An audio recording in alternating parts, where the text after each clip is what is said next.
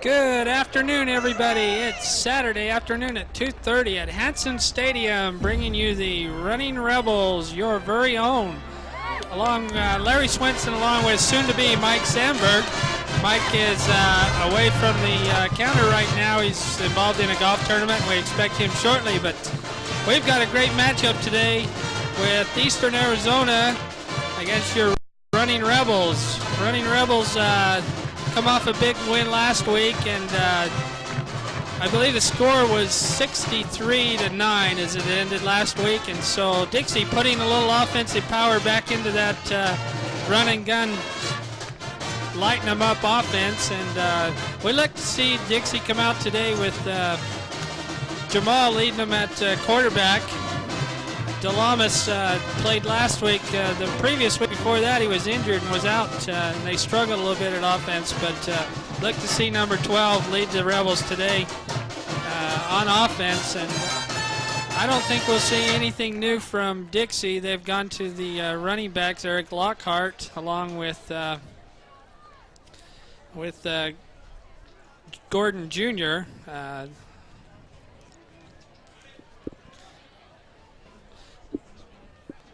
Those two will fill the backfield up, along with Charles Rogers at fullback. And as we noticed last week, those players really lit it up on the ground game last week. I think we had 4 players for Dixie in the ground game running over 100 yards each. So I think they had a total of 500-something yards in rushing offense last week. And I think we'll see the Rebels do that. Dixie Rebels won the toss, and they deferred to kick off and defend the north end of the field. We have a slight breeze blowing today from the south to the north, as you'll see from the film on the flags at the stadium down there on the far north end. There is a little breeze, and so I think a little strategy on Dixie's part to defer, and they'll take the wind in the last quarter there. But Dixie will kick off. Let's set our lineup with our referee today is Carl Richens, umpire Ron Moore, linesman Blylan Luttenstock, line judge Paul Edwards, field judge Kent Condi, and our back judge Pat Alua. So that's our working crew down there on the field today, and there's the kickoff. It's a high short kick. It's fielded on the 21-yard line. Ran up there, and Dixie takes him down. That was J.J. Butler, 5'10", 188-pound running back freshman out of Everett, Washington. So Eastern Arizona will take over first, looks like right on the 30-yard line, so they have first down and on their own 30-yard line. Dixie all year long has shown a lot of great speed and a lot of quickness on defense, and I think Eastern Arizona will try to set up the ground game. They set up in the I backfield. Get it to their running back there, number 6, Keith Moore. Keith is their workhorse in the backfield there, and he'll see the majority of the handoffs. He takes it off tackle on the right side for looks like about a 3-yard gain. So I think Eastern Arizona will try to control the ball today on the ground, set up the running game, try to keep it a low-scoring game. If they can accomplish that, I think they'll keep themselves in the ball game today. We'll try to set some of the players here as we got them. Number 87 in motion, John Kalamakowski.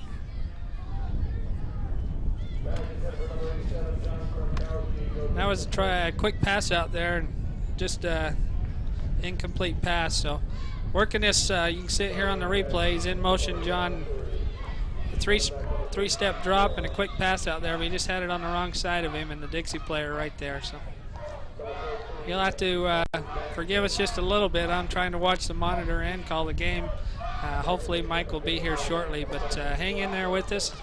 It's a gorgeous Saturday afternoon. Temperature running about 70 degrees here in the middle of November, so we've had some good weather. There's a great pass right on target to number 17, George Thompson, 6'3". They list him as a quarterback on the roster there, so versatile player. That'll move the chains. That gives them a first down just over their own 44-yard line. That gives them the first down of the game. So Eastern Arizona doing just what they want to do is mix it up and keep the chains moving. They set up in the split backfield. Fake to the tailback. A good pass down and out there on about a 30-yard pass down and out, and he almost had it. Good defensive play there.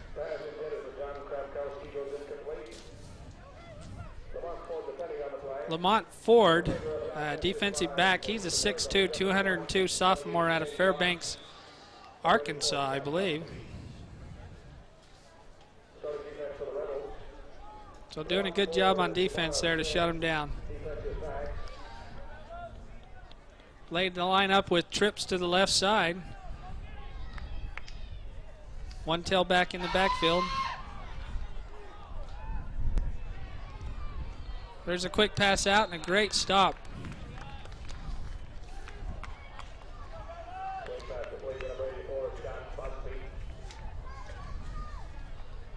As that'll bring up third down and looks like 7 yards.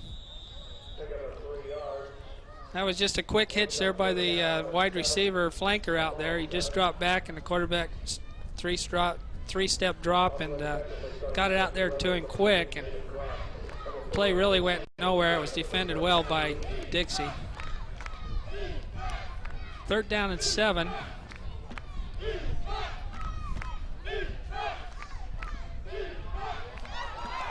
Oh, there was almost a great interception. He had it, tipped it. Didn't have it, did have it. But Chris doing a great job. There's your All-American linebacker right there getting his hand on the ball. Chris has done a great job for Dixie this year at the linebacker position. Chris Pongafie.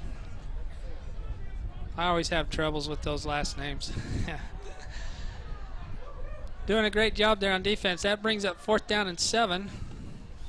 Arizona drops back to punt. Shane Rogers done the punt there. Dixie bringing it back upfield. I believe that was Corey Crow, number 4.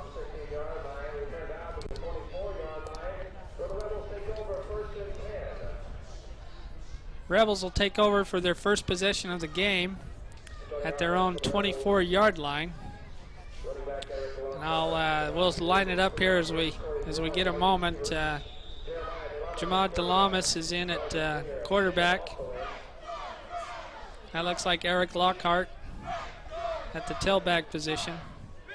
They line up with flanker and wide receiver to the left side. They run a quick gapper right up the middle.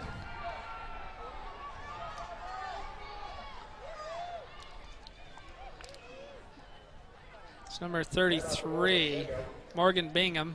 It's like Morgan's in at the fullback position today. Rebels mix it up with their players. They have 2 or 3 different fullbacks and tailbacks, and we'll rotate them in and out. Mark Henderson lines up on the bottom side of the field, wide receiver. Man in motion, Morgan Bingham.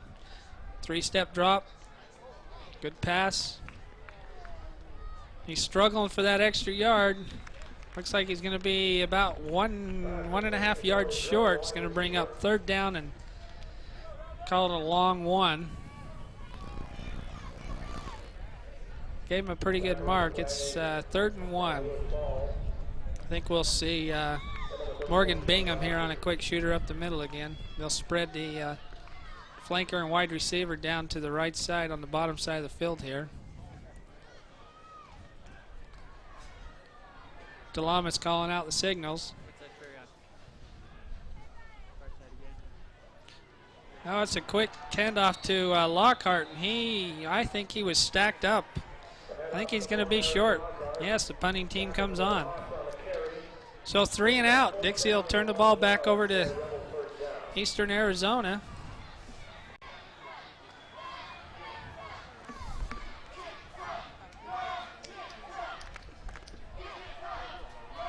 That'll bring in Ty Dabo to do the punting duties.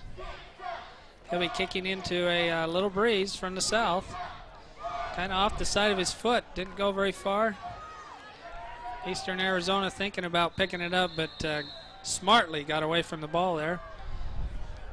And that's going to give Eastern Arizona great field position. They'll take over on their own 46, 47 yard line. Looks like they've marked it. 1st and 10.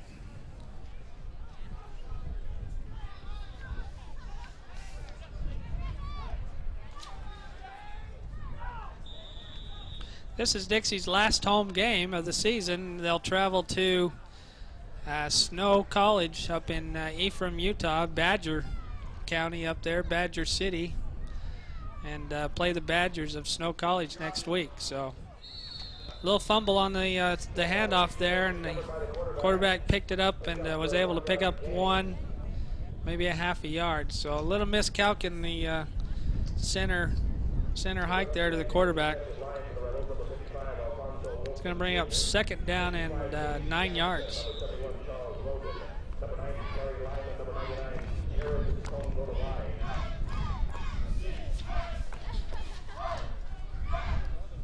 Terry Lyman in on that stop on the last play.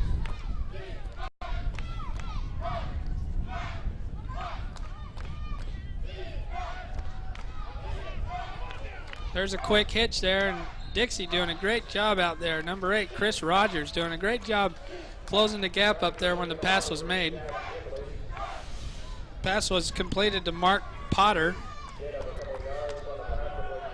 He's a 5'10", 170-pound wide receiver freshman out of Houston, Texas.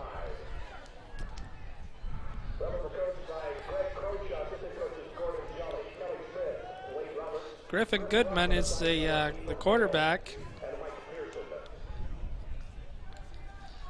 Doing a good job throwing the ball. He's been right on target. His first 3 or 4 passes, they just haven't been able to break away from the defensive backs. There's a pass right there to the tight end over the middle.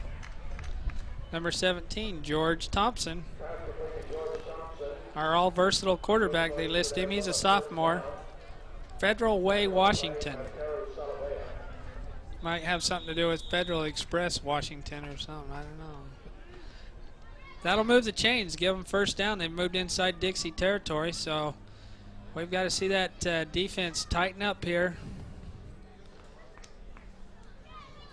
Brings up 1st and 10 on the Dixie Rebels 39-yard line.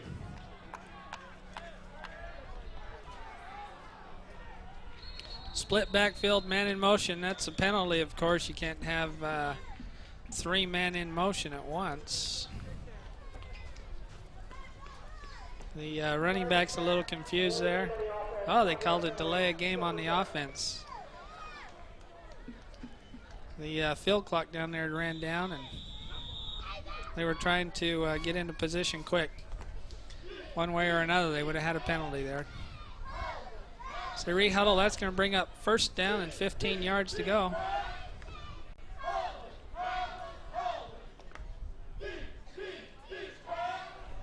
Hand off to the split back. That's number 25, Jeremy Hall. Tried to get outside the end there and just nowhere to run. There's no gain on the play. It's going to bring up 2nd down and 15 to go. You can see it on the replay there. He just, Dixie closing the gaps. And like we discussed before, great quickness out of those linebackers for Dixie, and those linemen, they plugged the holes up there. So a lot of quickness on Dixie's defensive squad out there.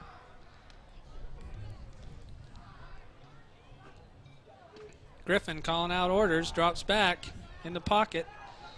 And I think a little miscue. I think he was feeling the pressure up front. Dixie putting some good pressure on him up there. Jared Tangafaga, number 99. Moving his guy back, and the pocket closed quick, and I think Griffin just threw the ball away. It's going to bring up 3rd down and 15. I think we'll definitely see him. He's in the shotgun. got flanker wide receiver to the right. He's rolling out to the right.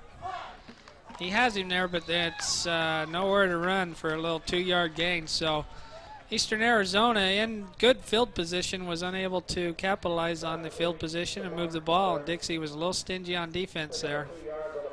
So they're forced to drop back in punting position. Dixie will take over, hopefully in good field position for their second possession of the game.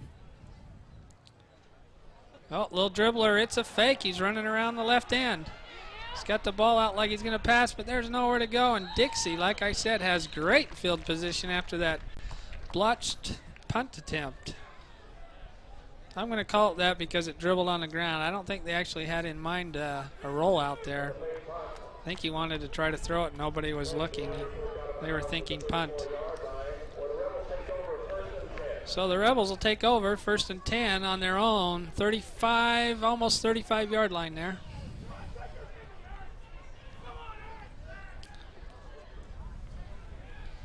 Delamas barking out signals down there.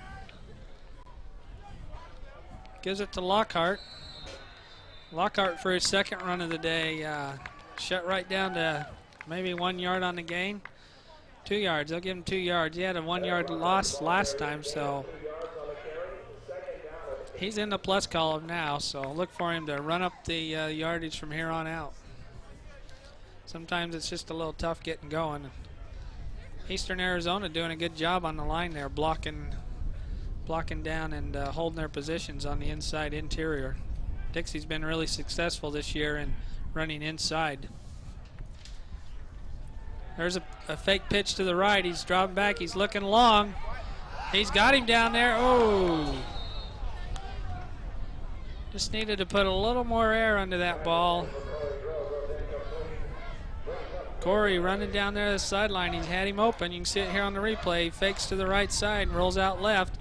He sets and fires it. Just didn't quite get him over on the sideline far enough. I think we'll see Dixie come back to that play here before too long. A little pushing and shoving going out there down the sideline, but no yellow flag. Only had one penalty so far, so our referee Carl out there, Richens, doing a great job. There's a pitch to the left side, Lockhart. He's tripped up. He's going to be close to the first down. It looks like they're going to give him the mark. Lockhart looked like he was about one player away from going all the way to the end zone there. He was just tripped up. You can see here on the replay, they'll run to the left side. Quick pitch right there to Lockhart. Following his blockers coming in, and there's the one block. And it was green pastures after that. There's a great picture of the Dixie Rebel waterfall at the north end of the stadium here. Hanson Stadium, what a great facility. Beautiful out here today. There's Delamas on a keeper rollout, and he was met at the line of scrimmage. Chad Graham just tattooed Delamas there, and I think Delamas wished he would have pitched that ball on that option. That's going to bring up 2nd down and 8. Guess they gave him forward momentum there for 2-yard gain.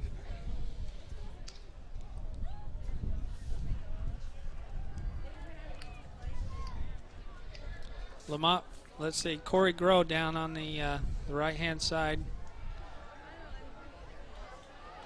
They're giving him a down and out there, and there was a lot of shoving and pushing going on, and no penalty. Unbelievable. I'm not real sure if those guys have yellow hankies in their pockets today after that play. You can see it here on replay. They were grabbing and pushing and shoving out there. He was not going to give him that position on that ball. There you see it on replay. A lot of contact out there, but no flag. Croshaw wants to know, where is the call? It's going to bring up 3rd down and 8. All day in the pocket. Oh.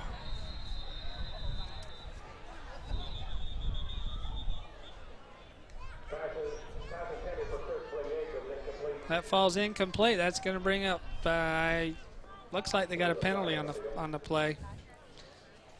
Our referee, Carl Richens, is conferring over there, and we got illegal push in the back or illegal hands.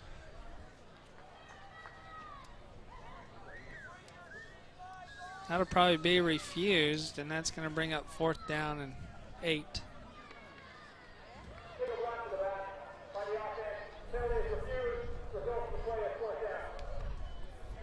And there you have the call, illegal block in the back. And Dixie, unable to maintain any type of scoring drive here, will punt the ball back. Eastern Arizona.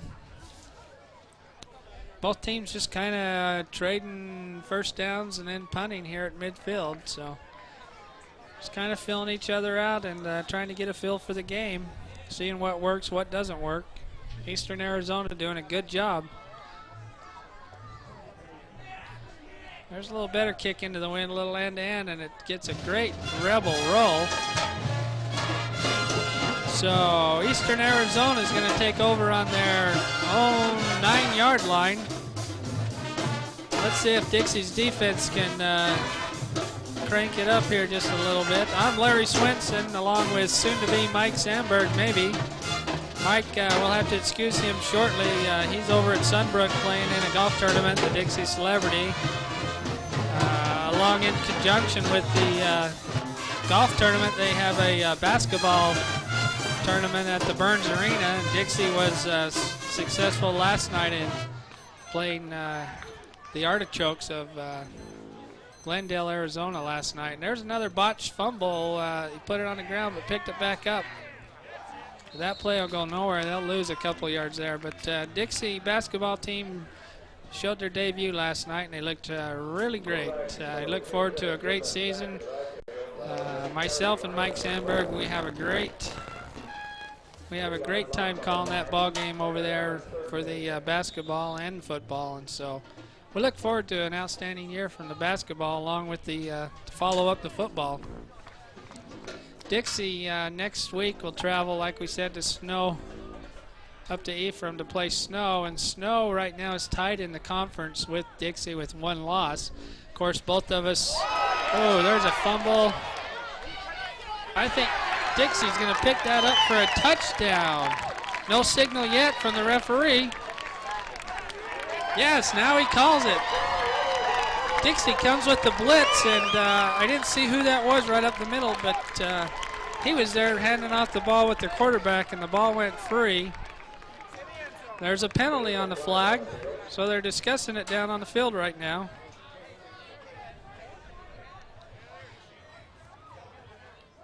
I did see a signal of touchdown. They're waving off the penalty and give Dixie 6 points. I think maybe we can see on the replay here possibly who comes up the middle. Oh, there he is, Chris, number 31.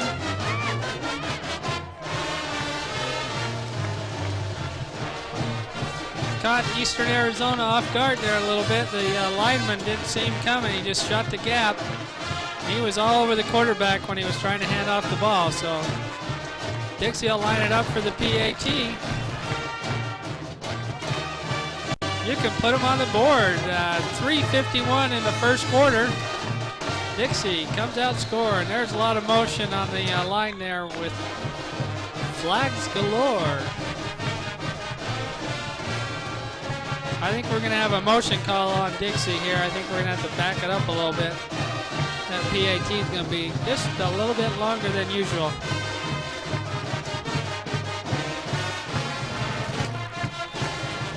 I might have been just a little premature in when I mentioned Dixie's last home game of the season, but it is of the regular season. Of course, we have the Rotary Bowl coming up in December.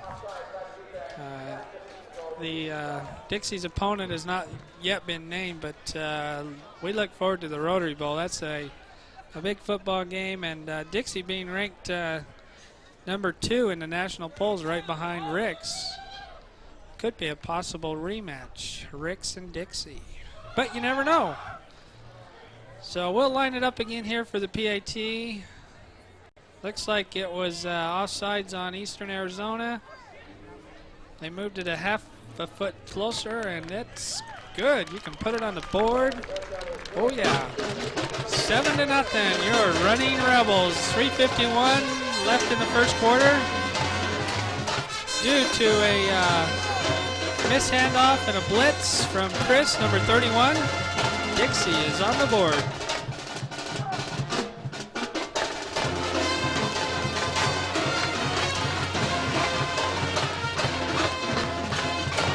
You know, also, when we talked about the pregame and Eastern Arizona and what they had to do to come into this ball game, they have to minimize their turnovers, and that's one turnover right there that will come back to haunt them, because Dixie put 7 points on the board without even running an offensive play, and those are tough to come by. And if Eastern Arizona wants to stay in this ball game, that's something they're going to have to really, really minimize, is their turnovers. And that one right there is a very costly one. Usually the team with the most takeaways, opposed to in the plus column on takeaways, usually comes out on the winning side of the season. You just can't afford to have those turnovers. Dixie will line it up here to kick away. Let's see who we got doing the kicking duties. Number 26, Kevon, and I'm going to butcher this last name, but Inavi, I believe it is. Kevon Inavi, kicker out of Orem, Utah. He's a 5'11", 160-pound freshman out of Orem, Utah.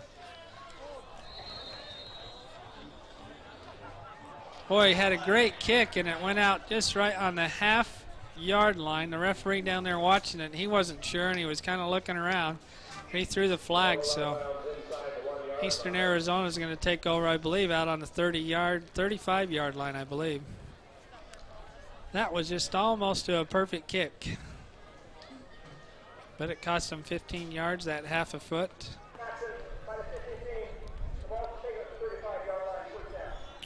So there's the call. Carl Richens giving us the updated version of the ball went out of bounds. Yeah. The ball went out of bounds on the kickoff, so Eastern Arizona will take over. Out of the shotgun, right off the bat. That's a Steve Young quarterback draw there. And he breaks free. Looks like he's got about a 12-yard pickup, so good call there. He showed shotgun Dixie thinking pass, and he was on the way to the line of scrimmage when he had the ball. So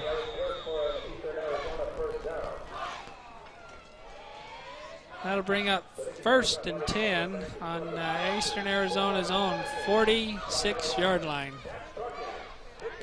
Earlier, Eastern Arizona had the ball inside Dixie's territory, but they went the wrong direction with the penalty and never was able to move the ball. And there's a back-to-back call right there. Looks like about a 1-yard pickup. So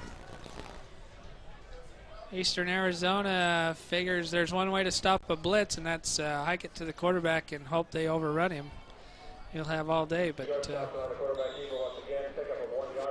worked once, but not the second time, so maybe they'll hand it off to the tailback or running back this time.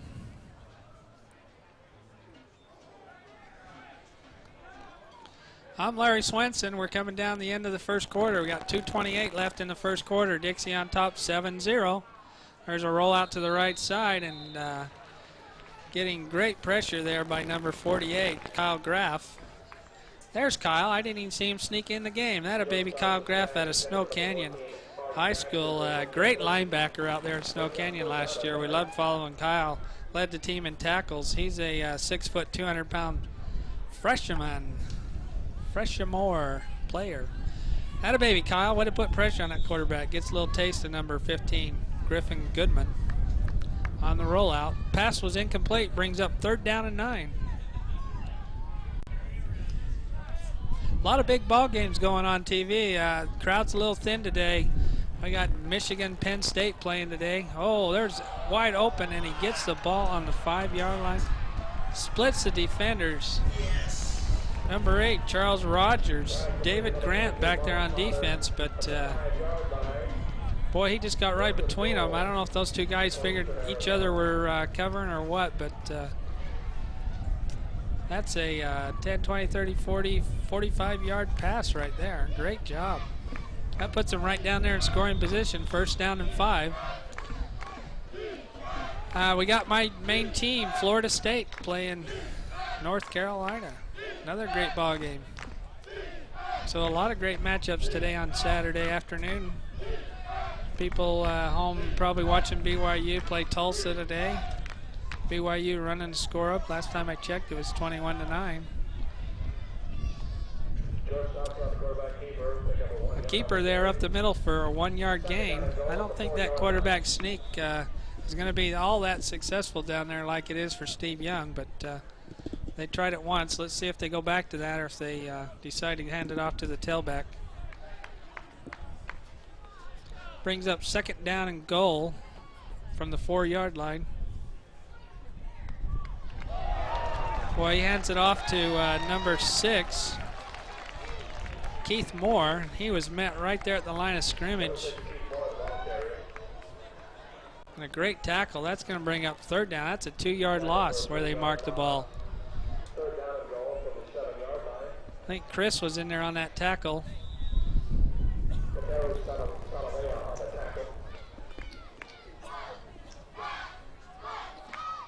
Hey, Mr. Golf Celebrity himself just walked into the booth. Michael Sandberg. Welcome to the ball game, Mike. Dixie up 7-0 here.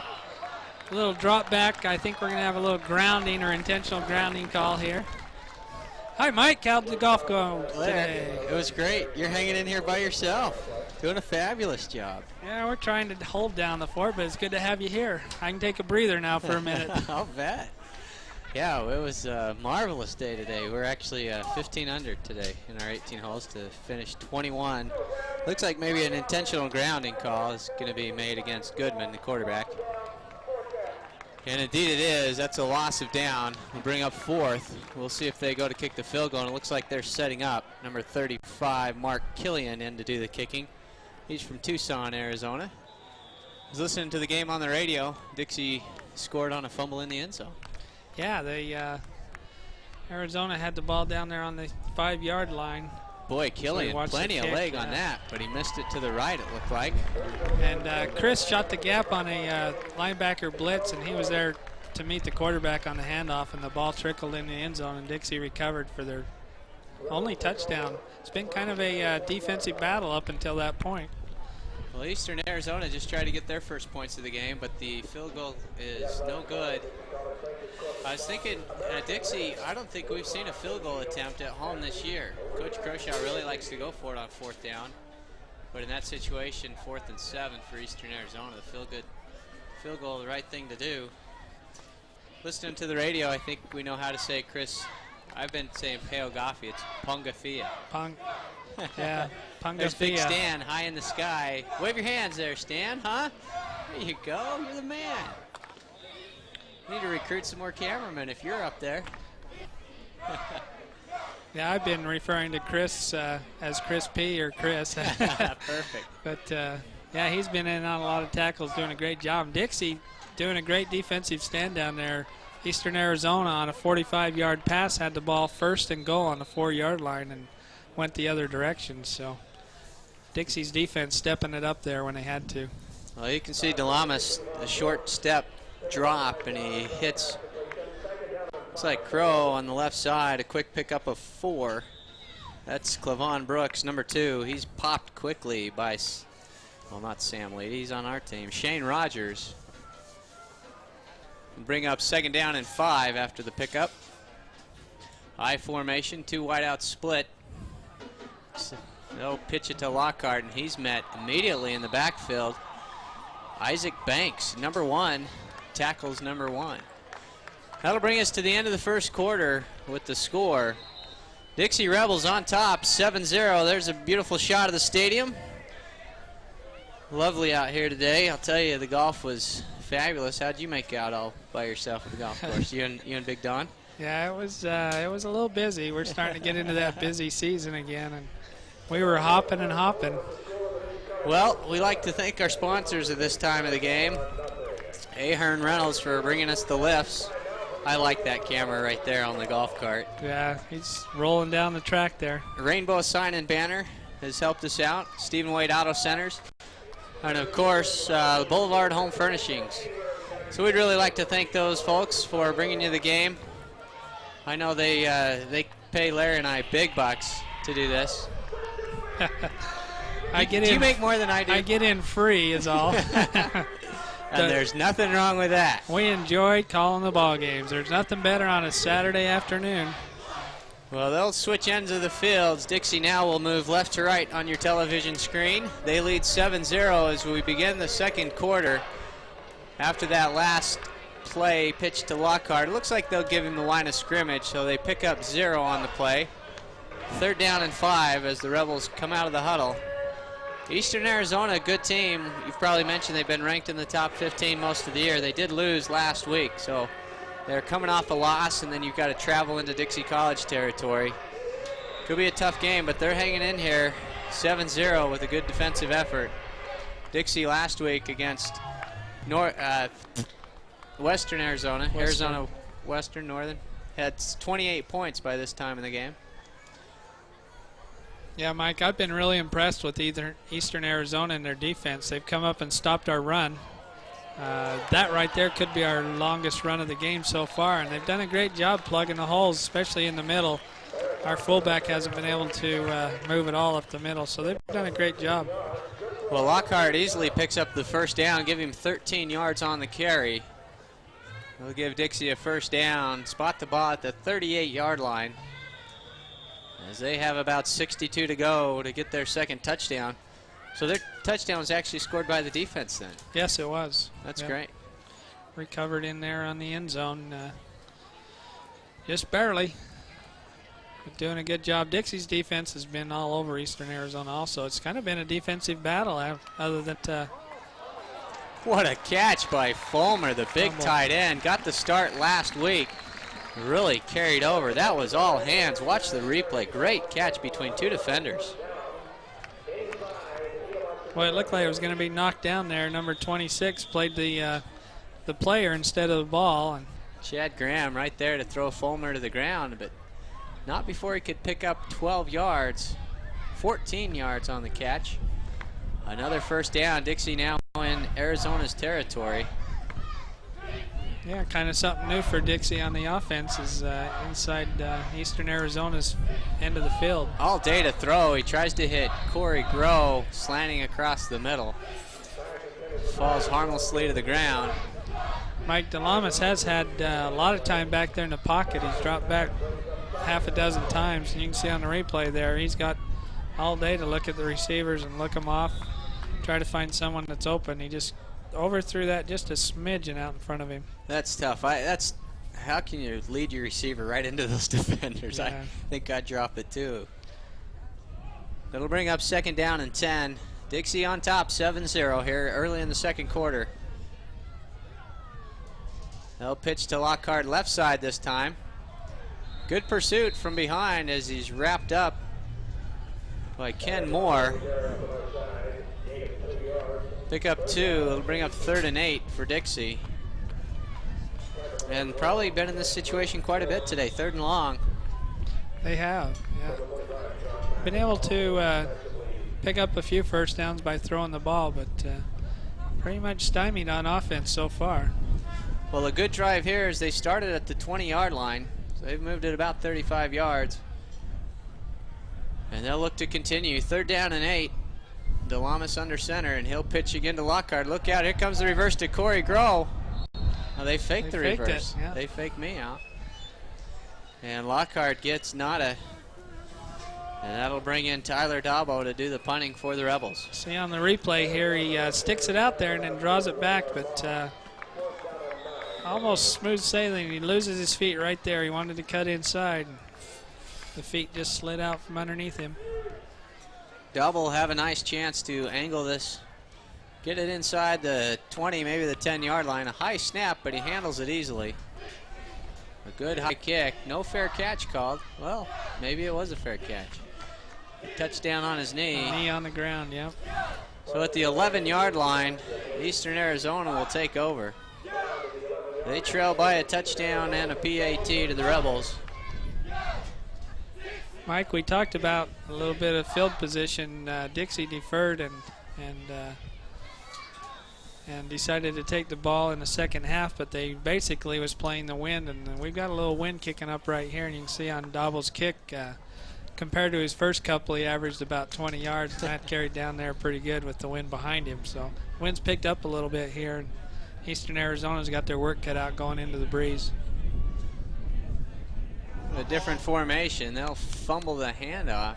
You know, Mike, that's been about 4 or 5 times they've fumbled that center snap. And if I was a coach, I think I'd have the center and a quarterback over there practicing in between when the defense is on the field, because that's at least 4 or 5 times that I remember now. Wow. Second down and 10. 12:20 to go until halftime. I think we'll see a few more people slide into the stands after that golf tournament gets over, the big Dixie Celebrity Classic. We shot 87 today. Did you? Sounds like a lot, but of course they have 27 holes now. We're 21 under. Pretty strong, I think. How'd you like that new site out there at Sunbrook? Fumble again! Get it before it goes out of bounds. I think it's out of bounds. I think Dixie was lucky that they called it a fumble. Looked like he was down, and now they say, in fact, well, I don't know what they're saying. I think they're going to discuss it here. They'll back it up to the original fumble. Let's watch it on the replay and see if we can't. I thought he was down. There's the hit, and there's a knee down. Pretty close call, wasn't it? Yeah, it was. But anywho, it's going to bring up third down. 2 yards to go for a first. That was a great shot. I remember climbing up there to whitewash the Dixie back in high school.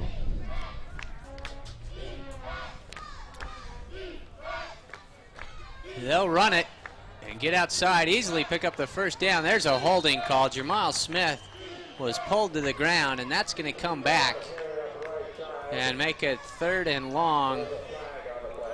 You can watch number 7 come from the outside, and right there he's tackled to the ground by number 55. 25. Jeremy Hall with the holding. Not good. They easily had the first down, Larry, and the penalty, of course, is going to hurt him tremendously. Yeah, it's going to bring up third down, back him up.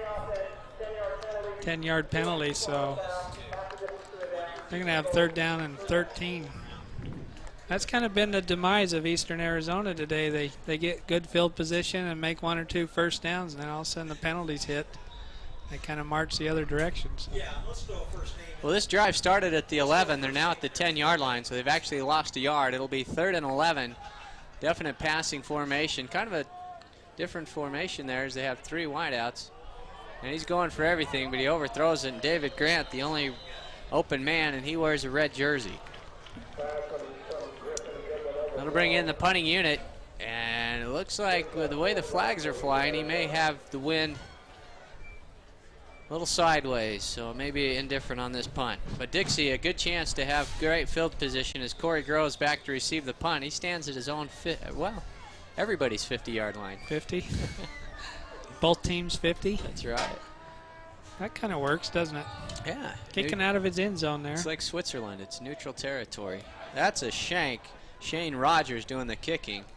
And Groves steps inside. Well, that wasn't a bad kick. Dixie will take over at the 41-yard line of Eastern Arizona. They lead it 7-0. Strike up the band. Mike, that kind of looked like my golf shot. When I hit that, you go shank, and then it draws back into the fairway. So that was headed for the Dixie bench and kind of drew back into the field there. The wind, I think, wind direction drew it back in. But Dixie taking over on their 40, just outside the 40-yard line. They're at Eastern Arizona's 40-yard line with great field position.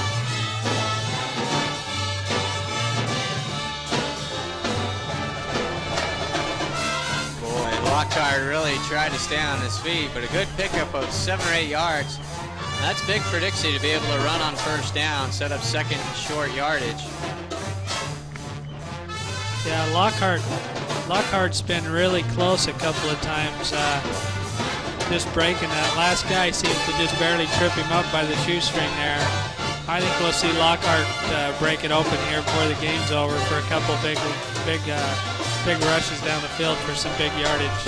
We'll bring up second down and 3. Delamas in a 3-step drop. He's looking for Brennan, and he has him for the first down. Across the 25, maybe the 24-yard line. He's a 3-step drop, looks left and throws left. Again, plenty of time. In fact, I think he put out his fire after he cleaned his dishes. Yeah, Mike, Eastern Arizona not putting in any pressure whatsoever on Lockhart or Jamal back there. Delamas in the pocket. That's something they're going to have to work on defensively, Eastern Arizona, if they want to stay in the game, because they're just shutting them right down. There's the fade. A lot of pushing and shoving going on.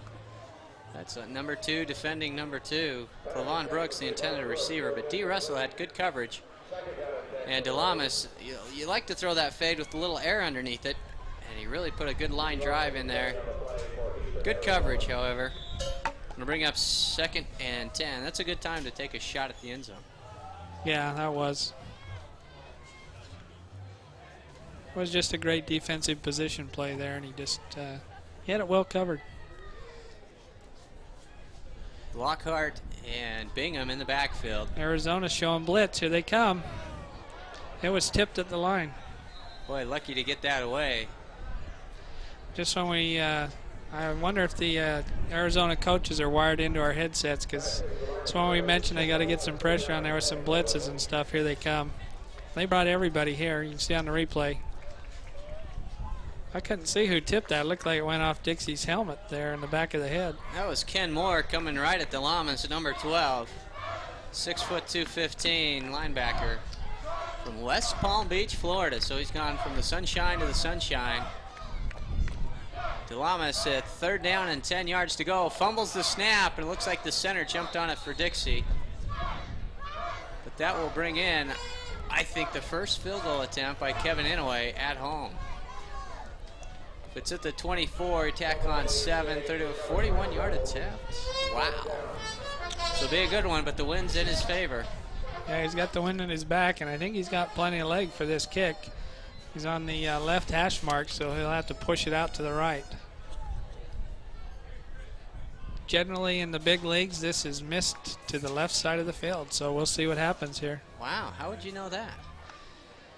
Many years of watching TV. Oh. Nothing on that as Inouye fails on the second field goal attempt of the day. One on each side has been missed. However, Dixie remains on top as Eastern Arizona will take over at the 24. 7-0 Dixie College.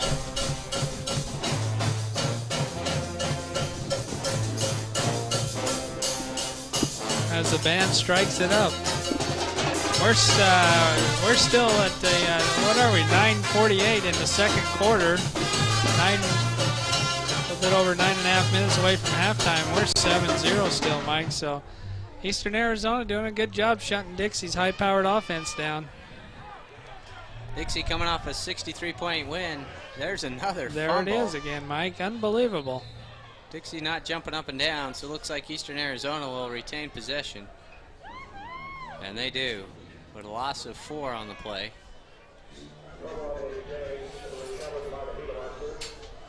That is just a killer. Yeah, they've had that on several times, first down and 10. And miscalculation in the snap, and either the quarterback's jumping out of there too early or center's just not making sure he's getting the ball back there, but they're just not handling that position. Maybe Dixie's got him a little rattled on the line there. Goodman back to pass, and he's offended there. Looked like Lyman had first shot at him, but he's finished off by Leedy. Number 34, Sam Leedy from West Valley. And indeed, that Lyman has been playing terrific ball defensively for Dixie. You can see number 90 getting in there first. Yeah, he lines up on the left side there, and he just bull rushes him right in there. Guy's actually holding on to him, trying to save him, but Leedy coming in to clean up the mess.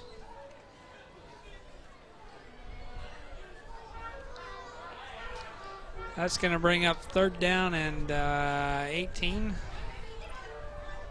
17, 18 yards. 18 yards. Goodman in the shotgun. He'll take it and look left. Now he comes back down the middle, wide open, but he overthrows his man. That's twice. Tried to run that same route. The intended receiver, Artie Baxter from Mesa, Arizona. But thrown into double coverage, you can see Grant back there playing deep man,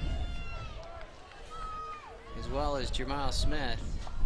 Little forearm shiver there. Yeah, there's been 3 or 4 plays where there's been a lot of contact down there, and the referee or the linesman downfield there hasn't pulled his flag out. But that could have been another one there. He kind of cut him off and gave him a little forearm, keep him from running under the ball. But Rogers to kick it away. End over end, and Crow will have a chance. No! Did he hang on to that ball? I was looking for the ball on the ground. Yeah, he did. That was wow. Frank Girardi putting the hurt on Corey See Grove. it on replay here. I think he was wishing he would have caught that one. Wow. Kicking into the wind. You can see it doesn't go very far, and bam, there it was. Nobody picked him up. He picked up Grow in a hurry. Nonetheless, good field position for the Rebels. They're at the 43-yard line of Eastern Arizona. The only touchdown coming through the defense. Dixie's offense yet to put anything on the board with 8 minutes to go until halftime. They'll give it to Lockhart up the middle. And a good solid gain of 8, maybe 9 yards. Bring up 2nd and short. Boy, Mike, if we got this on replay, the fullback was in motion there, but it was not called. Lockhart going right over the center position there into the linebacking core, and when you got the defensive backs and the safety and strong safety coming up to make the play, you know he's got a nice pickup for 8 or 9 yards. Call it 2nd and 1. They'll give it to Bingham inside, and he marches forward across the 30 to the 27-yard line. Easily picking up the first down. They like to run that play to Bingham, and once in a while, he'll break it for the full 30 yards and score. Yeah, Bingham running up a lot of yards this year, Mike, for a fullback. Extraordinary numbers. Like I say, he's rushed over 100 yards, seems like almost every game this year. So they'll split the backs this time. Clavon Brooks and Corey Grow split out. Grow on the right side. They'll send Bingham in motion. Quick pitch to Lockhart, and he's wrapped up quickly in the backfield. Great pursuit. That's the big linebacker there coming quickly, Ken Moore. He had his shoes and wasn't going to let go until reinforcements came. You can see on the replay here, they come on that right side end there, and they were there before Lockhart was ready to turn it upfield. Looked like he was just about ready to break it out and get away from the defender, and here comes some more tacklers. Would-be tacklers, they call those. Would be when they miss.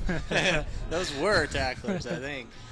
2nd down and 14 to go. Delamas a 7-step drop. He's got Corey Grow, and he hits him at the 20. And that's close to a first down. We'll see where they spot it. Good play. Corey Grow just down in the button hook. Well, Mike, I think on the replay here, but I think he's going to be about a football short of having that first down. And I don't think we're going to see the field goal kicker here on 3rd down and 1 or 4th and 1. So what are we? 3rd down, aren't we? 3rd down. This should be an easy play to Bingham. And they may take a shot at the end zone. They send Henderson wide right, and he could slash across the middle. We'll see what they call. And Delamas will keep it. He's 6'4". All he needs to do is fall forward, and he'll have enough for the first down.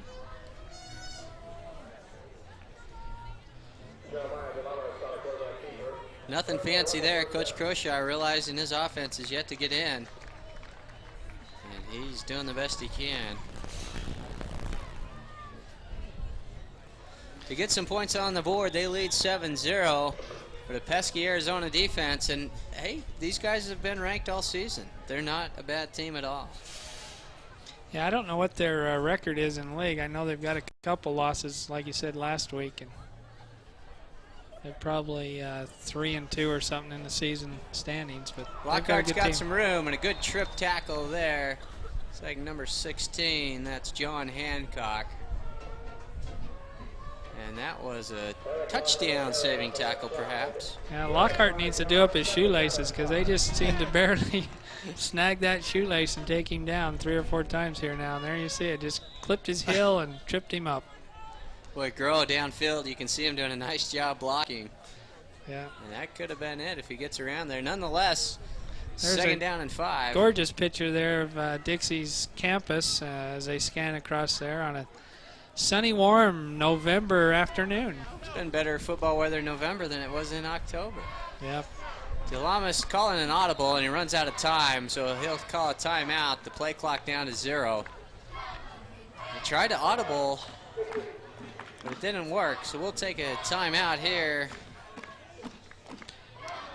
We're at the 4:32 mark before halftime, and it's still 7-0.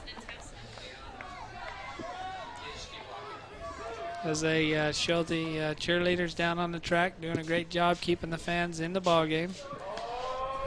There's the, they say that's the President of the United States. I mean, Huddleston, just kidding. President Huddleston's home right there across from the Hanson Stadium. There's the sound truck where all the heavy business goes on. That's where the work's happening, Mike, right down there in that sound truck.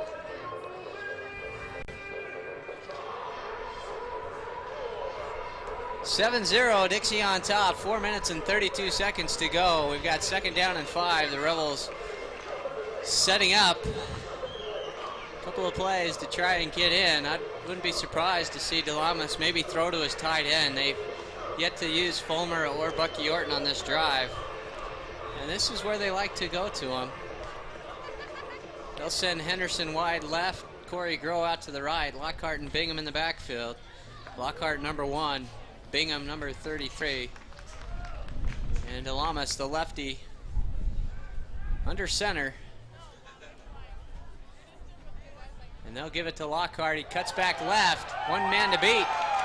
And he beats him. There he skates right into the end zone there. A couple feeble attempts there to bring him down, but I think he had it in his mind that he was going to score on that play, Mike. Would you call that an effective timeout, Larry? Absolutely. I think you can see on the replay here how he just goes off tackle and slides right up there, but Croshaw must have gave him the ultimatum over there during the timeout. Get that ball in the end zone. Quit playing around. We'll put Rodney Rebel in. There's the band leader. Rock on. Anyway, on to try the PAT. Everything's good, even the kick, and it's 14-0, Dixie on top. And that's what we like to see. That was an easy drive. They had field position at the 43-yard line.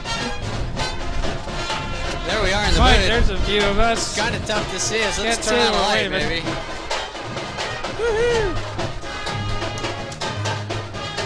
Are we missing Rodney Rebel today? Looks like we got Super Rodney down there with the cape on. Rodney's lost a little weight. Yeah.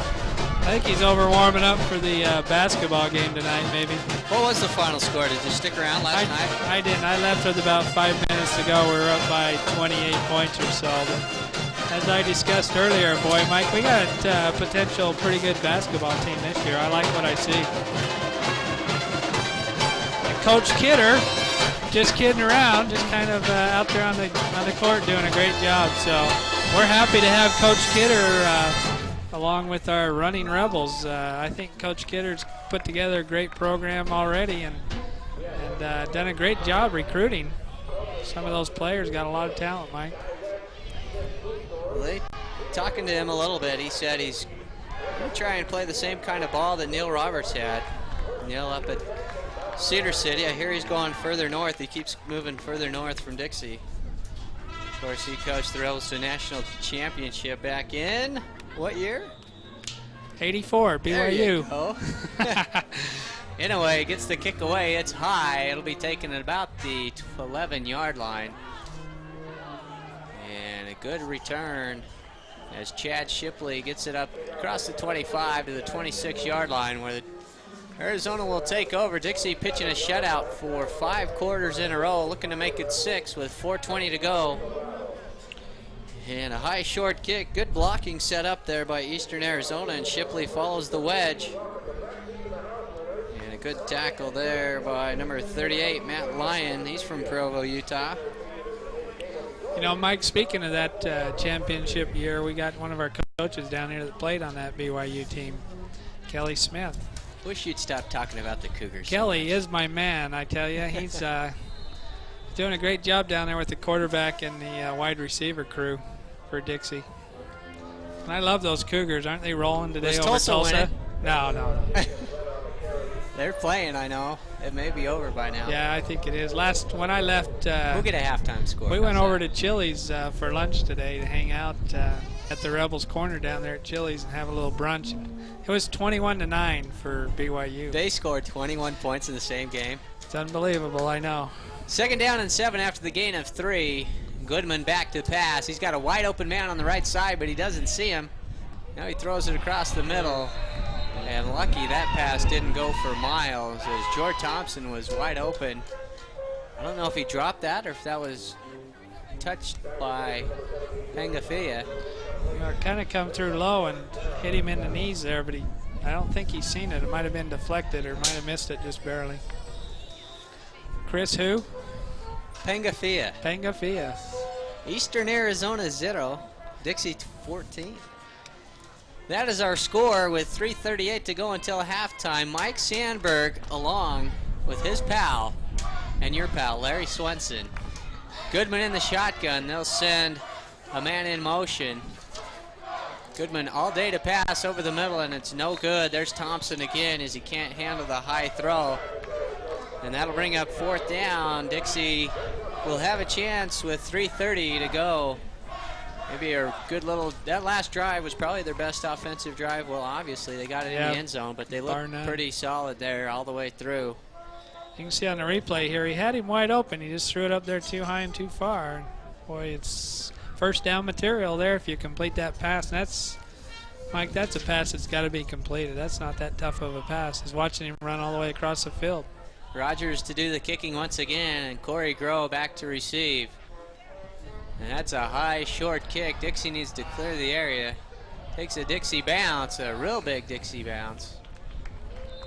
And they'll spot it at the 42, the 43. That's right where Dixie scored from last time. Yeah, that's about a net 13-yard kick right there, Mike. So I was looking at the flags to see if the wind picked up. Not a great job doing kicking, but of course he's kicking into the wind, and that does make a difference. I'll tell you what, Shane Rogers, he's listed here as a defensive back. And they're making him do the kicking. Now I know why, huh? Poor fella. There's the pyramid. Sister Esplin doing a fabulous job with the cheerleaders. Corey, of course. And I'm sure her hubby giving her his input. 1st and 10, DeLama's back to pass. Once again all day over the middle, that's Bucky Orton. Finally getting the tight ends involved, and that's what happens. You pick up about 15, 20 yards every time you get Bucky Orton involved in the game, and that was a perfect play right up the middle.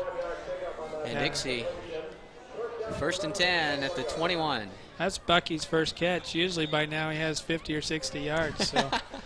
I thought you were going to say 50 or 60 catches. Well, he didn't play last week. He was injured. Barry Fulmer came in, did a fabulous job at the tight end position. Bucky in there again. He's lined up on the right side. 3 minutes to go. Dixie rolling. They'll pitch it to Lockhart, and look out. Touchdown.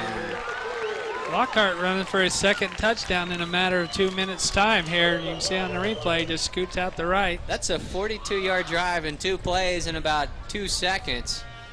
Lockhart, great block there. Number 64 putting the hurt on the block. That's Glenn Polarowski. Those linemen doing a good job sealing that hole up there. We've got a flag on the play. They call it a touchdown. We'll see what the penalty is. Call a personal foul on the offense after the touchdown. We could have a 35-yard PAT attempt. Was that a celebration? I wasn't celebrating. I tried to keep it as cool as I could. I didn't want to get flagged for the penalty. It's 20-0, Dixie on top. And the offense rolling a little bit better, but when you can start at your opponent's 43-yard line, that certainly helps. Yeah, Mike, we've got Dixie's offense coming alive here now, and this is what I expected to see right from the get-go, but they were kind of sluggish coming out of the gate. Defense scored the first touchdown, just kind of motivated the offense, I think. They must have a little bet going or something. The offense doesn't want to lose that bet, but that's fired them up, and they've turned it around here, and this is kind of what we're used to seeing from Dixie right now. Yeah, the personal foul. So to 25-yard line, tack on 10. It's a 35-yard attempt. And Inouye punches it off the upright. And he stands amazed. Yeah, he was standing there. What the? Boy, he had the wind. He had everything in his favor. I think somebody bet him $100 he'd slice it into the goalpost. And he does it. So our score remains 20-0, Dixie on top. That's tough. Those personal fouls, it's just ridiculous. I don't know what they do or say. If you cuss down there, they'll throw the flag at you. So, but Dixie on top. We need to get a shot inside the truck. Yeah, that's where all the work's going on. There's sandwiches and soda pops and all that stuff. Yeah. We don't want to see inside there, but that's where the work's going on. That's the production crew down there. Putting it all together, and yeah, there you go. Larry, we get all the fame and fortune, but our job's the easiest. Yep, absolutely. I don't know about agree with fortune. That. Yeah, the fame, I guess. Little fame. Fans everywhere. Well, folks, this is Dixie's last home game here in the football stadium. Unless we play in the Rotary Bowl, I'm sure Dixie a good contender to play in that sometime in December. About the 4th or 5th or 6th, right, that first week of December. But next week, road trip. Yeah, they travel into Ephraim. And we travel into Ephraim. The mighty, mighty Badgers. I understand that we're not going. Mike, Stan informed me earlier that we're denied. Due to corporate sponsorship, we're just a little short on money. So any corporates out there that want to step up and donate a few dollars, we'll be happy to go up to Eastern. Me and Mike got next Friday off to travel up there. Well, let's not tell anybody. To call the game. So, yeah. We have a day off to travel, and I guess we're not going to go unless we get a few phone calls during the week. Stephen Wade, hello, Chris. I think that's the second kick that has gone out of bounds, and it gives Eastern Arizona a great field position at the 35. Last week, Inouye doing a great job pinning the return man in the corner, but this time a couple of sneak out of bounds. 20-0, 2:49 to go. Eastern Arizona comes in the shotgun, and they'll look to work that 2-minute offense and march down the field. Quick pass underneath, but there's Salave and Pengafia right on top of it. A quick pass. We've got a player down. Looks like it could be Pengafia. Right over the top, you can see him come in on the tackle. Yeah, maybe Chris, get landed number 31 is, he's down. We talked about him a little bit last week. Coach Croshaw saying he's been injured, but it's the type of injury that really it's a lot of pain for him. But if you get hit in the right spot, could be out. Then it really hurts? That may have been the sweet spot there. And that's going to leave a mark. Oh! Can I tell you a little bit about our golf game today, Larry? Tell me, how many putts did you make over 20 feet? I made the first putt of the tournament yesterday. It was a 2-tier from about 25, and I made the last putt today on number 6 at Woodbridge, or 5, right after the island green. From off the fringe, about 15, 20 feet. We finished 8 under in our last 7 holes. We put on the charge. Wow. Second down and 5. Give him 5 on that last completion. Goodman back to pass again in the shotgun. He looks over the middle. He'll come out to the right side to number 38, who steps out of bounds, but not until he caught it. Nate Woods, the fullback from Mesa, Arizona, sneaking out to get a close to a first down. Now they're going to say he was out of bounds. Let's see if we see can. on the replay here, he just stepped back and. Good call. He's standing out of bounds. Yeah. It's a good camera They angle there, waved it Stan. off. I'm impressed. On top of it, so we have 3rd down and 5. It did stop the clock, however. So it's easy to say that those putting lessons I've been giving you the last couple of days really paid off at the right time. 2 putts in 27 holes there. Well, we'll work on that some more next week. Goodman now under the center. And a little quick out. A high throw once again. The intended receiver, Ralph Parrott. You see, it was a good play set up. The pass overthrown. Yeah, he had his little 3-step drop, and he was open out there. Just airmailed him over the top. I guess you have to do that because you have to keep it away from the defenders, but there's a fine line. You have to just drop it right in there.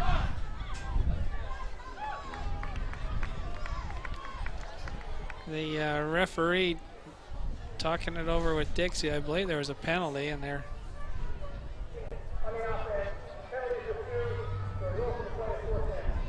Yeah, they refused the holding call, so that's going to bring up 4th down instead of giving them 3rd down and 15 yards to go. Solid defense. Got some room. And it's quickly gobbled up as he stretches out across the 41.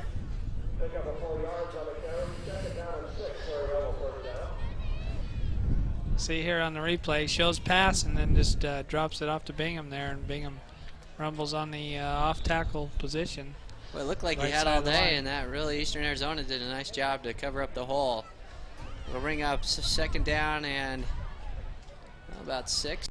Lamas big 7-stop drop, and it'll go to Fulmer. No catch as a good, solid strike on Fulmer. That little sandwich out there. That's Ken Moore and John Hancock putting the hurt to Fulmer. Yeah, I think Ken Moore right there just kind of ran right over. He said, what the? Again, That guy's heavy. Leading his receivers into troubled waters. It's got to be a tough catch. Yeah, that would have been just about a miracle to hang on to that one. 3rd down and 6 for Dixie. They'll pitch to Lockhart, and he's got plenty of room, and he's up close to the 50-yard line. That'll be enough for a 1st down. That'll stop the clock momentarily at $1:15. Move the chains. And if the Rebels can score here with the way their defense is playing, might be able to put this one on the board, Lair. Yeah, hopefully that'll take them to 8-1, but that might thin the crowd out a little bit. I think we're 8-1 already. Early departure. I believe we are, Mike. Air it out, Jeremiah, and he does to Corey Grow. Boy, looked like he had him wide open, but he touched it off a little too far. That wind is carrying the ball a little bit. It's tough to adjust with that. Do we have a flag on the play? We do. Yeah, motion on the Rebels. I think Corey pulled up on that because he seen the motion, or he might have been the motion man because he kind of gave up on the ball there, but it was overthrown. But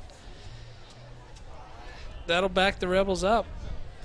This field has really held up through the season. It looks as good now as it did the first day we played. In fact, it probably looks better. You can see DeLamas, plenty of arm. The big lefty looks effortless as he throws it out there. He threw that 50 yards in the air. Back it up. It'll be 1st and 15. We got 55 seconds till halftime. Little inside screen to Corey Grow. He's got some room. Ooh, if he can get outside, right? Wow, a terrific play. I see the University of Utah likes to run that, and you see that a little bit more in the big college level. Yeah, BYU taught him that play, I think, a couple years ago. Stop it. But good, you can see Corey Grow just comes toward the line of scrimmage.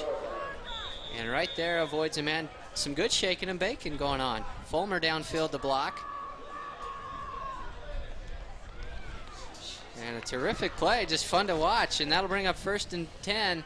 Ball's at the 28. Plenty of time for Dixie. Look out backside. They set up again. Boy, he was wide open too. That's ran the same play. That's odd, but hey, whatever works. You know, Eastern Arizona did that earlier in the first quarter. A quarterback draw back to back. It was kind of unusual. It worked the first time, but not the second time. That'll stop the clock with 26 seconds to go.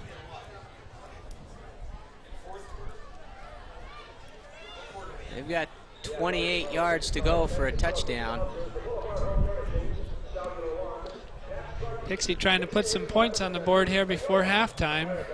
26 seconds left. They're on Arizona's 27-yard line. Delamas, they've got 2 receivers left side, and they'll pitch it right side to Lockhart. And they better take a timeout, and Morgan Bingham signals. And it'll stop the clock with 18 seconds. I don't think that's what they wanted out of that play. It'll bring up 3rd. They get a few yards, but it'll bring up 3rd down and 7 yards. And see here on the replay. Lockhart.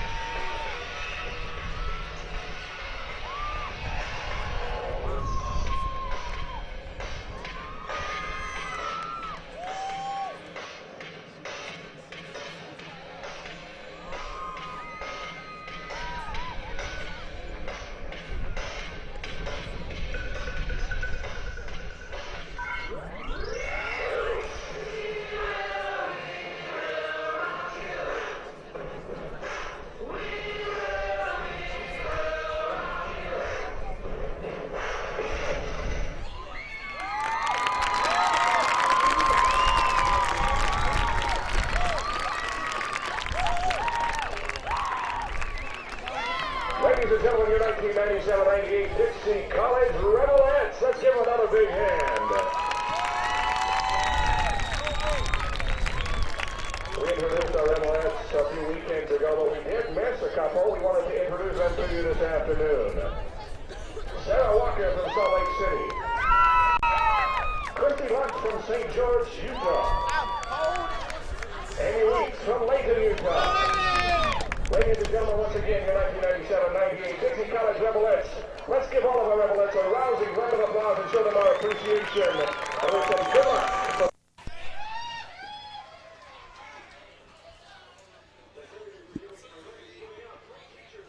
There's a powwow at midfield, and we're about ready for second half action of Dixie College Rebel football. They lead it 20-0 over Eastern Arizona. A couple of quickie stats. Utah. Dixie again dominating defensively. Last week at halftime,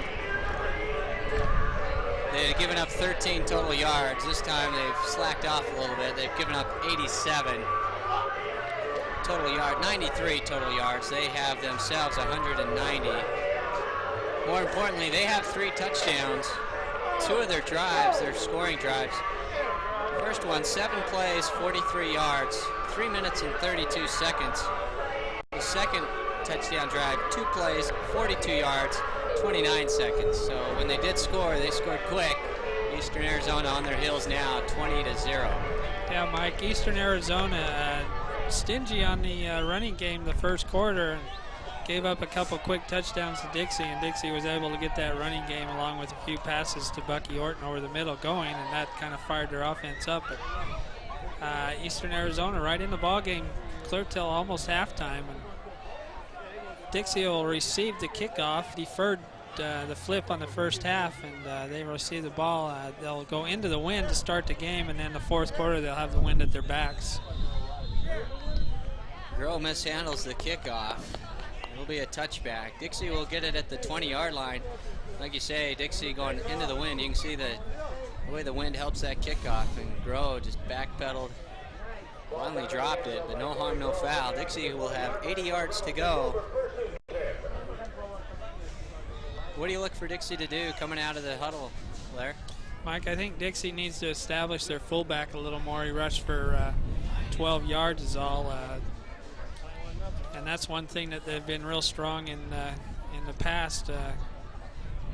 Eric Lockhart doing the majority of the carrying the ball, and there he is running the ball off tackle there on the right side. But he's been their bread and butter, and the fullback is just, they've stuffed him in the line, and Dixie needs to open it up and run that up the middle a little more to break it open. And I think they'll put the ball up a little more.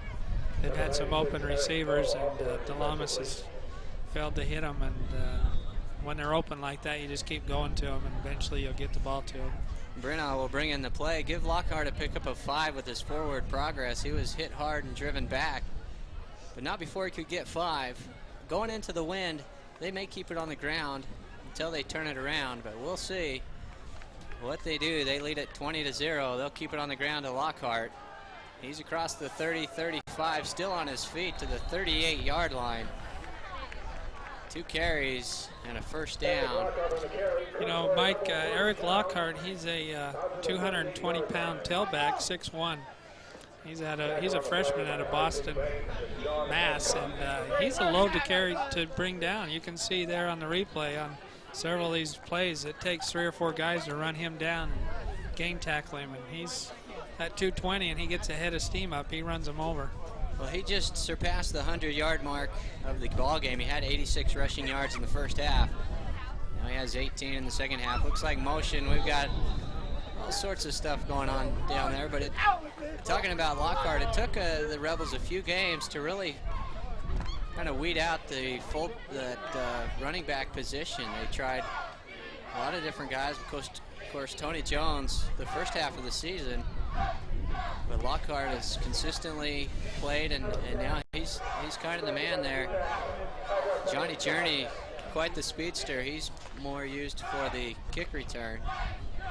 But Lockhart has established himself, as you say, quite a load to bring down. And anytime you get it back to run 150 yards consistently every game, you got to give him the ball.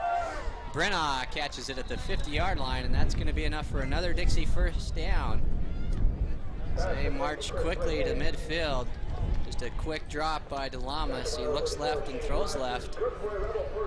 And a strike to Brenna. Yeah, DeLamas doing a great job dropping back there. Brinhall just ran a 10-yard curl back down and come back to the ball, and he was open out there. So Dixie moves the chains, first down at right at midfield. Yeah, that ball is right on the stripe. Lockhart and Bingham again in the backfield. They'll give it to the fullback. Oh, he almost got through, but a good tackle by number 96 for Eastern Arizona. Flip the page. And that's Eric Moe, 6'3", 245. He's from Maricopa, Arizona.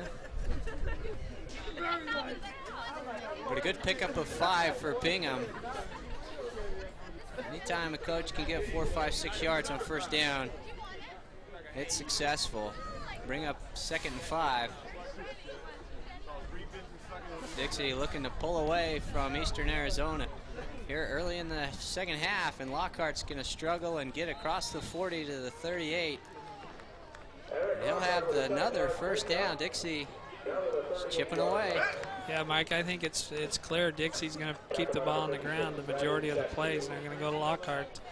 Eastern Arizona's going to have to step up. Their linebackers are going to step up a couple steps and fill those gaps on the line and try to cut down on the yardage on the run. Well, I think it makes sense going into the wind, making it tougher to get the ball through the air, so they're using that ground attack. And they are being very effective with it. The ball's at the 38. Lockhart gets it once again, a quick burst. We've got a holding penalty, it looks like, in the middle of the field. And that could go against our big center right there. Yeah, that's a preliminary call. Shorty on the hold there in the middle of the line. So that'll back him up and give him 1st and 20. Little inclement weather up there in Pine Valley. Power slide down though to keep that quarterback safe. He doesn't can't afford to spend any time on the IR over there on the sidelines. So doing a good smart thing there, just avoiding the tackle and going down. Brenna will bring in the play quite late. The play clock down to 15 already, so they'll need to hustle up to the line and get it away. Brenna goes out to the left side of DeLamas. They'll have Corey Groh right side. It's 3rd down and 14, a definite passing situation. Look for Fulmer perhaps, and they go to cross the. They go to Fulmer. Did he catch it? Fulmer makes the catch. That's Give me a a great replay, juggle back. baby. Yeah. We'll pull this up on replay, I believe. No replay. Shucky darn. What a great play. The ball was tipped around. And that's twice Fulmer has had the ball tipping around. And he grabbed it. A big 3rd down play. And Dixie inside the red zone at the 19-yard line. Mike, we're going to have to save some of those replays for the good plays when they make some of those great tackles. That was tremendous. Good Both job. tight ends doing well. Bucky Orton and, of course, Barry Fulmer. And that's a good target for the Rebels. 1st and 10. They'll give it to Lockhart up the middle. He'll squirm through the hole and pick up 7, maybe 8 yards. And finally, Dixie looks comfortable offensively. Yeah, they're doing a good job mixing it up, using Lockhart and Bingham in the middle there.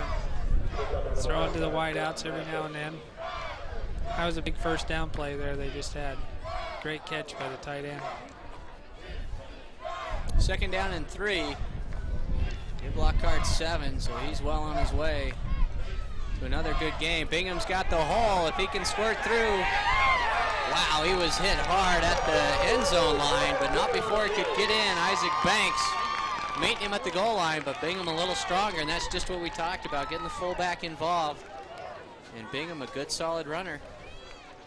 Yeah, Bingham doing a great job busting it up in there. Morgan, he's a 6'2", 226 sophomore. You can see it on the replay here. He's out of Arizona, so they let Eastern let a player get out of their state there. But there's a few would-be tacklers. Boom, Banks coming in with that big hit. You can see the ball just fall into the end zone. They'll go for the 2-point conversion, and Lockhart's got plenty of room, and he's in. So that'll make up for that personal foul that backed Inouye up to the 35-yard line for the 25-yard line for a missed PAT, but that'll put him back on the 7 points. 28-0, Dixie College starting to pull away and trying to cover the line of 29.5. Good luck. Eastern Arizona, I mean. Mike, Dixie did just what they wanted to during halftime they talked about. And there's a picture of that storm front up north coming in. Hopefully it'll hold off a little while, but that's a gorgeous picture. We got sunshine down here, and you can see the stormy weather up north. But Dixie, I'm sure during halftime says we got to establish that run and control the ball, and that's exactly what they did to come out and open the possession.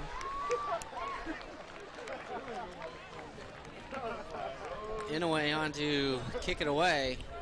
Look for that little squib kick. He's kicked a couple out of bounds, and I'm sure Coach Croshaw had a talk with his special teams coach, who then would relay a message onto his special teams. How many teams do you have to be special, Clark? There's about 8 or 9 on each team that are definitely special. Right down to TD Croshaw, I believe he's special down there on the team too. TD doing a good job roaming around, talking to the players. And Some no of that squib leadership. kick there. It's high and deep. A missed tackle, but then he slips and falls at the 25-yard line. That's Chad Shipley on the return. did a nice job to break away from one tackler. See here on replay, pretty good kick. You can see that wall forming in front of him there, and he's right up the gap, breaks it outside. Number 13 for Dixie cut it off. He had outside containment. Salavea. Peter. 1st and 10 for Eastern Arizona, yet to get in the end zone. Dixie College defense has shut out their opponents for 6 consecutive quarters now. They look to make it 7. A quick down and out is complete. I'm guessing these guys are going to throw more in the second half. They only had, 13, 18 yards rushing the ball, but had about 80 yards throwing the ball in the first half. Yeah, 87 yards passing the ball the first 6 yards. 6 yards rushing, 87 passing. So I don't know. Would you pass more? You know, Mike, they actually probably had about 30, but between the center quarterback fumbles, they lost considerable yards. They only gave them 6 yards net total. So yeah, I'm sure that was discussed during halftime too. That's James Wells down for the Rebels, number 6, after making the tackle. See on the replay, he just got rolled over. Maybe he had the breath knocked out of him. Number Lamont 5 Ford Lamont is the Ford. hurt player. I went to Dixie College. I know my numbers. We just can't see the player, huh?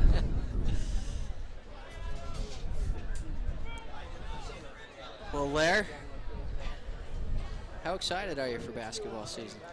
You know, after watching the Running Rebels last night, I'm kind of fired up. You going to go to the game tonight, 8 o'clock? Yes, I'll be there. I don't think I'll sit in our usual seats, but we will be there to watch the Running Rebels, and I'm excited. There was a couple players there that were in street clothes due to eligibility or conflict in team rules that weren't playing, that are supposed to play tonight. So we'll get to see the full squad. They've got that little guard.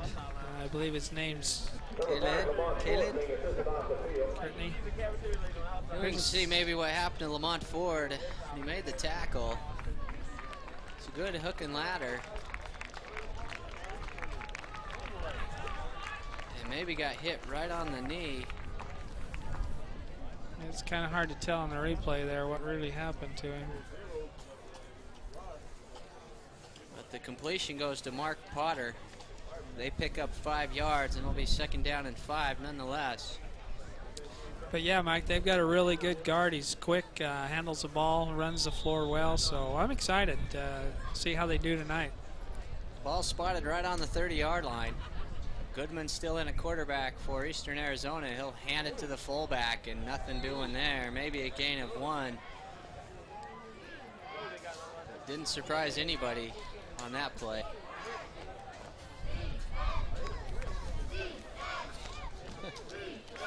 That's probably kind of like a token run, because you know they're going to air it out down 28-0. They've got to put the ball in the air and move the chains. Jason Brenner was the ball carrier, and you can see 1, 2, 3, 4, 5, 6, 7 linemen in at the end to help out. Yeah, 7+. And With a slew of players, it's 3rd down and 5. Eastern Arizona, I think they need to get something going, Blair. well, I think out of the shotgun here. Oh, he had his man. And that's what's been effective for him. Scott Busby, the intended receiver, had it right in his hands. And he just simply dropped it. Here we can see the replay. Just a quick out to the right. And it's right there for a 1st down, but he couldn't handle it. Rogers will be in to punt. Corey Groh back to receive. I think that's it for the ball game there. Mike, when you're down 28-0, those are the type of plays that just kill you, because you're wide open, the quarterback gets you the ball, you got enough yardage for the 1st down, and you just can't hang on to that dang football. So those are killers when you do that.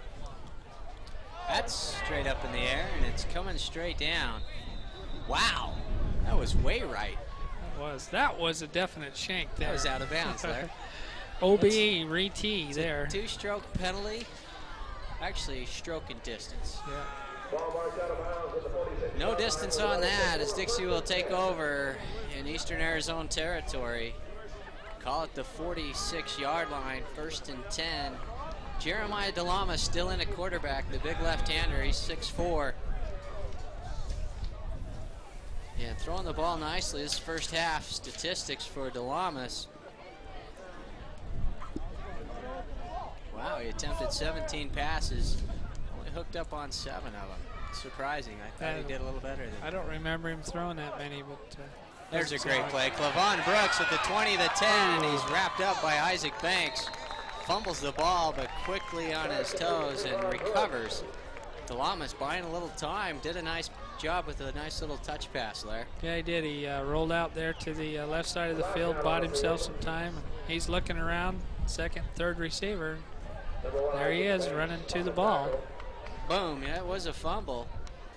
Clavon Brooks quick to jump on it. It'll be 1st and goal to go from the 8-yard line for Dixie. Yeah, they're inside the 10 there. We're at the 7:50 mark of the third quarter. Dixie well out in front, 28-0, looking to put more points on the board. It's a 36-yard pass play. Tack on 15 for the roughing the passer. Look at all that sunshine here. Who says there's snow in the area? So move it from the 8-yard line. Half the distance would make it 4. There's Jeremiah, number 12, the big quarterback. Went up to Idaho to go to school. Didn't like campus, didn't like the players, didn't like being away from Southern Utah. Called up Crow, said, hey, can I play for you? Said, sure. Tony Jones in the ball game. And now he's in the end zone, and there's a flag on the play. The offense running off the field, so it looks like that's going to be a touchdown. Tony looking a little ginger. I wonder if he's hurt a little bit coming off the field, but he just kind of waltzed right in there, stopped, says, piece of cake.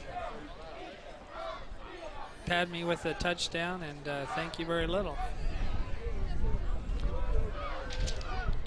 Eastern Arizona has a player down, number 45, John Mathis.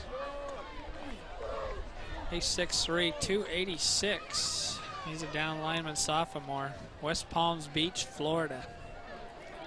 He must have come over with his buddy Ken Moore. 2 West Palm Beachers. You know, he's kind of like Coach Croshaw. He gets a lot of Hawaiian players. This guy's got a few Florida players. You got to go recruit, so you got to go meet with them. Crow, you know, has his yearly Hawaii trip. I'm thinking there's some pretty nice golf courses over there in Florida and Hawaii. We better tag along, I think. So the coach from consultant fees or Eastern something? Arizona cruising over to West Palm Beach. There's the moon is out. And it's 28-0. Dixie has just scored. Let's put those 34 points up there. Yeah, it's 34-0, scorekeeper. And this is the fun part. I think we may see Austin Bergen at quarterback. We'll see some more of Tony Jones at running back. Maybe Kyle Wilson will come in at fullback. We saw a little bit of Johnny Journey last week. Gordon Jr. got in. It's a lot of fun when these guys can play, and some good experience. There's the correct score. Looks like John's up and making his way off the field under his own. So he's, looks like he'll be okay to come back. Kevin Inouye on to try the PAT. A little into the wind, but it's only a 20-yard kick. These guys, sort of like my transmission, automatic. Got an offside penalty, maybe a false start on Dixie, it looked like. But just when Inouye's got a chip shot, these guys continue to back him up, and now he'll have a 25-yarder. Sort of like my 3-foot putt being moved back to 6. Just like Inouye, you make them too. I'm terrible. I think Inouye will drain this one here. They moved him back 5 yards is all, so. Well, let's talk a little bit Another about chip shot. next week. Ephraim, Dixie travels up to the big Battle of Snow there. Your home, that's where you grew up playing football. kind of. You're sad. I was there for 1 year is all. You played, was Croshaw a special teams coach or an offensive coach for you? Croshaw was, when I played there way back in the late, or I was going to say early 70s, but yeah, the 40s. Dave Arcelanian was the head coach, and Greg Croshaw was the assistant coach and the defensive coach. And so, you know, the thing I remember about football down there was in the locker room, all the screaming, yelling was done on the defensive side of the locker room, and Croshaw was right there with them all. But he loved to get that defense fired up, and shortly after I played one season there, he come down to Dixie. So that was always a great rival, Snow and Dixie, and I'm sure next week will be just a great ball game. I'm not sure what Snow's ranked. You know what they're ranked, Mike, by chance? 8. They're 4? 7 or 8, something like that. But you know, both teams with one conference lost, and the loser will be third position in the conference, which is tough. You know, having both ball clubs have great teams, and of course Rick's. Yeah, somebody's going to have to take it in the shorts next week. But I wonder if it's snowing up there today. there's a possibility, I believe. They're calling for showers, snow showers. If it sticks around, that could be an interesting game in the snow in Ephraim. Shipley will receive it at the 8, cut across the 20 to the 25, and he's wrapped up. Good special teams tackle there made by Double 8. Flip the page. Yeah, Dixie doing a good job on special teams, getting down there covering these punts. Richard Eaton making the tackle. Shipley, not a bad return, follows his wedge. That's the Richard Eaton out of Pine View High School. Richard played basketball for Coach Christensen over there. From St. George. Yeah, he's, how tall is he? 6'3". 6'3". Got him listed as a tight end. He's in there making tackles on special teams. Yeah, Richard doing a good job. I remember Richard from basketball last year doing a great job. So. 35-0, Dixie on top. Let's see, if we take last week's game, had 63 points. Combine it with this week's game, 35. It's 98-0, Dixie College in about a little over 6 quarters of play. Boy, Mike, that speaks real highly of Dixie's defense. I know Croshaw can't be too unpleased with his defensive stands. And like you say, well, they've been 7 or 8 quarters now with 0 scores on them, and that's pretty much unheard of when you're playing the caliber these guys are in their conference. So defense doing a great job. Plus, they scored a touchdown today. Yeah, Goodman in the shotgun. He'll air it out across the middle. Again, a wide open receiver. That's Thompson, I believe, but the pass overthrown. You can't blame his receivers. Mike, he keeps going to Thompson. He's wide open. Yeah, he's wide open. He just can't seem to get him the ball, and then when they do get him the ball, he drops it, or the other receivers. You'll see here on replay, he's Dixie back in the zone, dropping back, matching up with guys, and he's just wide open right there. That'll bring up 3rd down and 11 for Eastern. Goodman will go from the shotgun position. He's got 3 receivers, one in the slot on the left side. He'll look left and then go back to the right. He's got Thompson again, but it's overthrown. Jermiles Smith and Charles Rogers right there to defend. Yeah, he had the inside on him there. He just overthrew him again. Quite a few balls he's just overthrown over the top. A lot of people don't like to throw into the wind, but I'll tell you, it's going to be just as tough throwing with the wind because that ball just sails. And that's 2 in a row he's overthrown his receiver, and that wind may have something to do with it. So Rogers back to punt it away again. He's been a busy man today. Yeah, he's got the wind at his back here. Let's see if he can get him out of their end of the field. End over end, Corey Groh, look out! 2 big pops, that's number 10, Nick Caballero. Putting the hurt on Corey Groh. We can see it. I'm surprised he didn't fair catch. You must not have seen Caballero coming down. He's from Mesa, Arizona. What's FS as a position down there? Free safety, I guess. What a hit. I don't know. Dixie will get the ball at their own 38-yard line. Be 1st and 10. Field specialist. Free safety. food specialist. DeLama still in a quarterback. He'll fake right, go left. Oh, he's got Bucky Orton if he can get it over his head. Oh, Ooh. just tipped away. Clavon Brooks, like he came into the picture as well. I can't tell if he touched it, but Bucky was smelling 6 points on that one. Yeah, Bucky rumbling down the left side of the field there. And DeLama's just 3 more inches. I think we would have seen a touchdown. We'll watch it on the replay. I don't know who was running the wrong route, but he had 2 receivers in the same position. Let's see if Clavon Brooks actually tips it. Oh, it's tipped by the defender, so a good stretch. Yeah, number 7 there,